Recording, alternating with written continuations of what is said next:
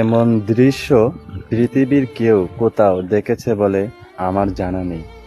একজন রাষ্ট্রের প্রধান কতটা ভালো হলে রাষ্ট্রের জনগণ তার জন্য কান্না করে, এটা ইরানের মানুষ বুঝিয়ে দিল। যদিও তারা শিয়া, তবুও তাদের প্রশংসা করতে কোনো বাধা নেই। একজন আয়াতুল্লাহ খামেনির জন্য লক্ষ মানুষের এই কান্নাই প্রমাণ করে যোগ্যতা এটাই সবচেয়ে বড়। আমরা নিজেদেরকে সুন্নি মুসলিম হিসাবে দাবি করি, অথচ এমন কোনো রাষ্ট্রপ্রধান আমরা পাইনি, আর এমন রাষ্ট্রের জনগণ আমরা হতে পারিনি। আফসোস।